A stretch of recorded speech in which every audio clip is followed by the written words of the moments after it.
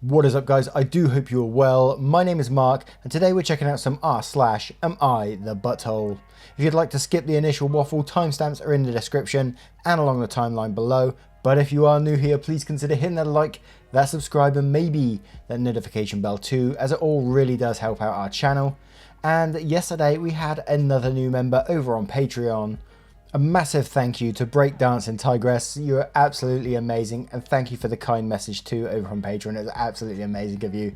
Thank you so much, and for everyone for sitting there and taking the time out of your day to listen to me. Just is absolutely blows my mind that you do that. Thank you so much, and I hope you enjoyed today's video. Much love, guys. Our first story comes from Forensically Miffed. Am I the arsehole for sending my mother to prison? My mother is in prison for defrauding the government for 10 plus years, which finally caught with her. About 2 years ago, I was subpoenaed by the court to testify and ended up being the testimonial that ultimately sent her to federal prison. She had been in prison for just over a year now. As a result, we are estranged. However, I wasn't given much of a choice because my current profession has strict legal requirements that I can't risk bending or I'll lose everything. Fast forward to this past week, my maternal grandfather passed away suddenly from complications from a stroke he had 2 months ago. Everyone is sad and devastated, and it's been hard to reconcile the loss during the virus. A lot of prisons will grant furlough for those who wish to attend their loved one's funeral, something we already had to do back in February when my grandmother passed away, and I was the one who filled out the paperwork and was 100% responsible for my mother during her furlough. So once I received the news of my grandfather's passing, I started on the paperwork but stopped because it turned out that my grandfather is going straight to cremation without a funeral or service, because that is what my grandfather wanted. And I told my family that we weren't furloughing my mother out because of the fact there is no service or funeral. My family understood. Fast forward to today, when my sibling calls me to thank me for furloughing our mum out. Shocked and confused, I asked the obvious, what do you mean? Turns out, as I discovered by calling the prison, that my aunt busted my mother out of prison on falsified documents where they forged my signature and gave my contact information, and told the prison that there was a funeral and that my mother's presence was required. 1. I live in a separate province. 2. There isn't a funeral or service. There is absolutely no reason for her to be outside of prison during a pandemic, especially when prisons are virus hotspots. So I had to call the police because if caught, I could lose my livelihood, my license and career I love.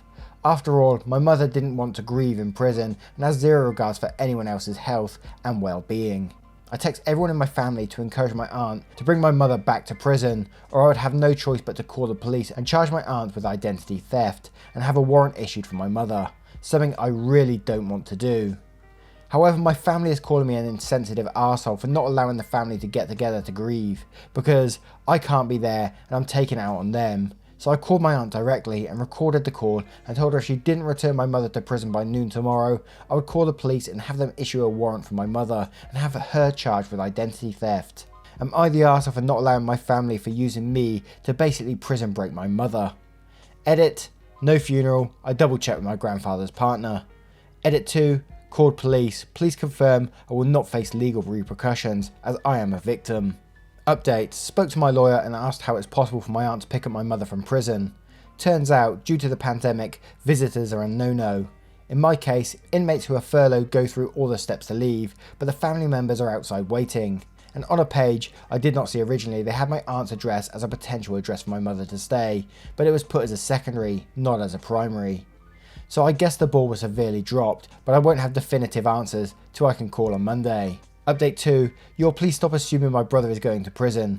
He's a lot of things, but he wouldn't help my mother or aunt with this jailbreaking. If anything, he's a grief-stricken victim who just wanted to see his mum for the first time since the pandemic, and be sad about our grandfather, who is also currently being an arsehole because he feels I should let them all grieve. It's a fucked up situation, but my brother did nothing illegal. Calm down. Update 3, my brother is a minor, y'all, so no, he couldn't furlough my mother out, so please stop asking that. Also, I do not hate my mother. My mother gave me up when I was 11 years old, but kept my other siblings and had more, like rehomed me to another family without getting the province involved. She had no parental rights to me because she signed them away to this family. During that time, I was not in her custody. She continued to gather government benefits claiming I was still with her. Benefits claimed were beyond your basic child benefits, but other government money which she was not entitled to. I couldn't be as detailed as I wanted to because of the character limit of 3,000. It all came crashing down to about 3 years ago when she was arrested for fraud beyond $5,000 and that I was being investigated because of my mother's BS despite the fact I wasn't even aware of any of this. Context, I reconnected with my grandfather when I was in university and we were very close. All of my siblings were told to testify. I didn't want to because I didn't want to be involved. I told the prosecution this, so they subpoenaed me. No, I cannot plead the fifth, that doesn't work here. Secondly, after so many conversations I had with my own legal representation at the time, it was best that I testified, so I did. During that time, her violent history was brought up, so your claiming she is a non-violent person is incorrect. She just got caught with a non-violent crime, which is actually violent because cases like this make it harder for people to collect benefits they are entitled to. Not to mention she has a history of fraud that started with my grandmother, her own mother, and my grandfather, who by the way also testified against her. Trust me, nobody wanted to be involved in sending her to prison. All of this history led to her being sentenced to 5 years, which meant she ended up in federal prison because provincial prison is for sentences of 2 years and under. Federal is 2 or more years. I don't even call her mum anymore, but did in this post because of anonymity and simplicity. Why I bring up the virus? Because we are actively still living in the pandemic because of whatever stages of reopening we are in. She has not been tested for the virus and prisons are currently virus hotspots, so yes, I don't want her to be around my immunocompromised family members, which by the way also includes my aunt who is battling breast cancer. I don't want people to die of the virus or even have it. She can grieve like everyone else is at home, but her home just happens to be a prison. I told all of this to the warden of the prison my mother is at, while also on the phone with the detective I spoke to yesterday and my lawyer. 2 investigations are now happening. Who authorised my mother's furlough at the prison and my aunt's identity theft, which I'll probably take as a restorative justice path to, and whatever else the Crown decides to charge her with. I posted this for reassurance because my grief and helplessness weren't offering me the ability to look at this objectively. So thank you to everyone who said not the arsehole. All of you who claim you are the arsehole, you all are some serious trolls, damn. Now this story was long enough, so I'm not going to go into too many details or extra comments on this one as well, because I want the episode to be a standard length episode. But I'm going to say not the arsehole. You know, your mother was in prison, your aunt is a huge arsehole for stealing your identity to break your mother out of prison. I think you did what's right. You don't want to jeopardize your career for people who's doing this kind of shit, you know. They need to step up and take responsibility. But I would love to know your thoughts on this story. Let me know in the comments below and don't forget to vote on that poll in the description for story 1. And our next story comes from a throwaway account. Am I the arsehole for telling my partner to fuck off after telling me to cover myself? My partner and I had a little picnic in the park and brought our 6-month-old. I currently breastfeed and our daughter was getting hungry, so I folded up her blanket and put it on my knee and began to feed her.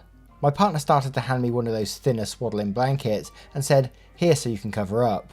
I replied with, "No, I'm okay." He insisted and I once again said, "I'm okay, I'm not worried about people seeing me, and if they do, I don't care. I'm feeding our baby." He held the blanket out again. When I didn't grab it, he said, "I really think you should cover yourself." At this point I was getting irritated and I said, "Fuck off. If I don't want to cover myself, then I'm not going to." He got annoyed and wanted to cut our picnic short and got up and started walking to the car. Once we got in the car, he started asking for an apology for both swearing at him and for not covering myself. Now I feel bad for swearing. I wasn't going to cover myself regardless. It's 90 Fahrenheit outside. But he always wasn't understanding that I said no. Now this is one of those stories where no matter what your thoughts are, it always splits opinions in the comments, whether you don't want to see people breastfeeding or that. And I've got no problem with it. I'm more for people breastfeeding in public and feeding their baby whenever they need to, you know. It's just a titty. That's all I'm going to say about that. If he doesn't want to see it, he can put the blanket on his head and cover himself up and not look. It's up to him, you know. So let's go to the comments below to see what happens. Regular Tell 108 says, "Not the arsehole. He asked you, you said no. That should have been the end of the story." In Anna's Pocket says, "Not the arsehole. He can cover up his own boobs anytime he's doing the breastfeeding if that's his preference. Otherwise he can fuck off, just like anyone else taking an issue with you feeding your baby." Novel Imagination 94 says, "Not the arsehole. He's being a dick. There's nothing wrong with feeding your baby in public. Anyone who has a problem with that should mind their own business." Vixen79 says, "Not the arsehole. God forbid you use your boobs for what they're intended." Now I'm going to turn it to you guys. Let me know what you guys think of this story in the comments below, and don't forget to vote on that poll in the description for story 2. And our next story comes from Agitated Island. Am I the arsehole for being honest with my wife about my feelings on the plastic surgery she had done? She's always been insecure about the size of her breasts. I've tried my best to boost her confidence, but it's not the type of problem I can fix since it's rooted in a lot of other issues that predate our relationship and have nothing to do with me. This year, my wife finally decided to get a breast augmentation done after having talked about it for years. She also decided, after talking with some of her friends, to have lip fillers too. I thought, and still think, she looked beautiful the way she was, but I recognise that's not my body and not my decision to make. She had both procedures done, and I have mixed feelings about the results. She's not really any happier. She still has a lot of the same concerns she did before the procedures. I've also struggled to get used to the new normal. This has been especially true with the lip fillers. Now she is talking about increasing the size of her implants and having rhinoplasty and some work done on her butt. I want to be supportive, but I can't help think it's a bad idea and the beginnings of a trend that could end up getting out of hand. When my wife asked me what I thought, I was honest with her about those feelings. We had a long conversation and she insisted that she was not making a bad decision, but she also couldn't understand why I was supportive of the first set of procedures, but was concerned this time. I explained to her that I struggled to get used to the new her and was concerned about how even more procedures might only make that worse, but also part of me loved her as she was and didn't want her to change. I tried to be respectful and sensitive in how I expressed my feelings, but she still took offence and labelled me an arsehole. 1. Lying about how I felt after she had the first procedures done. 2. Not supporting the additional changes. And 3. Wanting her to stay the same even though I know she isn't comfortable in her body. Is she right? In this story, I see it mainly playing out in mental issues. You know, she has some serious body issues going on right now, hence she wants to correct them all with plastic surgery. You know, we've all got our problems and things that we want to change on ourselves, you know, but she just doesn't seem, you said in the first bit that she doesn't seem happy with after her first changes and she wants more, and you think it might snowball. It sounds like more of a serious issue and you just don't want her to change. You're happy with the way she is. So I gotta say in this one that nobody's the arsehole here, and I hope that they get some sort of, I don't know, couples therapy or therapy for each of you, just so you can hopefully move on and correct these before you go too far and everything snowballs. I may be totally wrong on this, I'm just talking the usual crap I do, but that's just my opinion. Let's go to the comments below to see what we can find. X-Stitch Pixel says, not the arsehole, a little work is fine, but your wife seems to be struggling with some kind of body image problem to want to get this much done. You're completely in the right to voice your concerns. She may need to talk to a therapist instead of a surgeon. OP replies to this as, it seems like the decision to have the implants and fillers triggered something and made it worse. I think you're right about her needing to talk to a therapist, but I haven't mentioned that to her yet. Servant of Bosco says, once upon a time they made prospective plastic surgery patients get a mental evaluation. They don't do that now, and that's how you get Jocelyn Waldenstein and Justin Jedlicka. I don't know if I got their names right, I don't know who they are. And for that matter, Michael Jackson. I know that one. RIP. To be fair, almost all people that have plastic surgery procedure don't do it again because they are satisfied with the limitations of modern medicine and the limits on their own body. Your wife does not sound like she's going to be one of those people. Not the arsehole, she needs therapy before any more procedures at least. Now let me know what you guys think of this story in the comments below, and don't forget to vote on that poll in the description. And our next story is from House Maybe Haunt. Am I the arsehole for being mad that my husband let us buy a, possibly, haunted house? We're in our early 30s with kids. We decided to sell our home and upgrade to a bigger one. We were looking for houses for a couple of months and finding it frustrating. Got outbid on the one we really liked. Then my husband told me his co-worker was selling his house and thought we might be interested. Me and my husband went over for dinner, had a good time and got a good look at the house. It met everything we were looking for.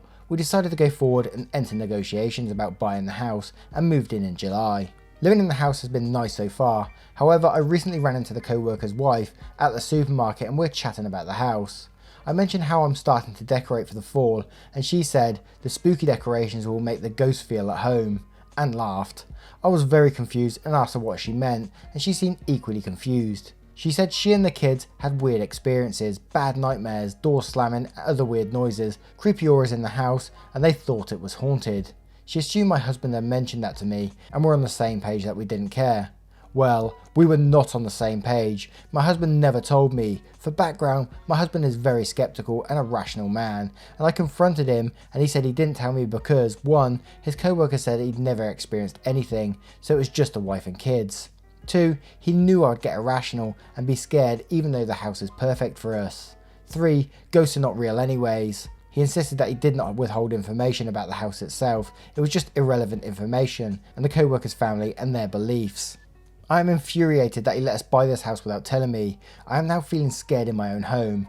I don't feel safe here at night anymore and every noise puts me on edge. I've been looking for a sale on cameras so we can record inside the house and see if we can identify if any spirits are visiting. I also told our children about it so they could be safe and aware, but my husband is mad at me because they're scared now too. I am hoping that the previous family was either hallucinating, both the wife and kids, or that the spirits travelled with them to their new house. I'm not sure what I will do if they are actually here. My husband is not being very considerate of my fears and just keeps insisting ghosts are not real. He says I have no right to be mad and throw our family into turmoil over this. I know what he believes, but it's not what I believe, and puts us into this situation. Am I the arsehole? Wow, this is a different story from what we usually see on Am I the Arsehole, right? But my first thought is, why the hell did you tell the kids about it? What a moron. Now, I'm not knocking anyone who believes in ghosts or the paranormal or anything like that. If you believe that, that's on you. We all believe in certain things in life, and that's just the way it is. But telling your children, that's what makes you the arsehole in my opinion in this story. There is no need to tell your children about this. Wow, you've just caused some crazy shit going on in your house. Let's have a look at the comments below to see what we can find. Sure, Mum4 says, you're the arsehole. You told your children. Why? So they can be scared and paranoid as well. You haven't experienced anything and wouldn't have known the difference had the former owner not said something. Your husband did nothing wrong, but needlessly traumatizing your children is very wrong. Yeah, I totally agree with that one. Morgan and Merlin says, what? But I kinda like the story, so what the hell, you're the arsehole, even if you prescribe to the beliefs of spirit, and I'm not knocking you for that. There was no reason to purposely frighten the children, so you're the arsehole just for that. Also, where are you buying these special cameras that will catch spirits? Because if those existed, then there'd be a whole lot of things the world could settle on. Santa Sangri says, you're the arsehole. I say the following from personal experience. 1. Have you ever thought that maybe the wife was a bit wacky? 2. Houses with certain draft flow, especially older ones, will tend to cause the doors to open and close on their own. Is it spooky? Yeah. Is it literally the draft? Yeah. 3. I wouldn't be surprised if the children had nightmares because the wife was feeding this to them. You need to realise that you, the parent, need to set the tone for the home, and that the tone cannot, for the sake of your children, be, oh my god, I'm having weird vibes, this house must be haunted, they're trying to hurt us. 4. Even if ghosts were real, guess what? Nothing is out there to hurt you. Even if you do not feel at ease, a simple way to solve this would be to get someone to either stage or bless the house. I usually do this on my own whenever I move into a space to clean the energy, but I also know how to sage the house right. You should get a professional, it's much less expensive than moving. 5. Let me say, what a crappy thing to say, that you hope that supposedly harmful spirits are out following your family around. And as I said at the start, what a different story from the usual Am I the Arsehole post. Let me know what you guys think of this story. Let me know in the comments below and don't forget to vote on that poll in the description. Once again guys, thank you for being here, for taking the time out of your day to be here, to comment, to like, to share, to go on Twitter, Discord, everywhere. You are really appreciated from the bottom of my heart. Thank you for being here. Love seeing the same faces in the comments every day. Faces, text. You're wonderful people, that's all. And I will see you in the next one. Take care guys. Much love.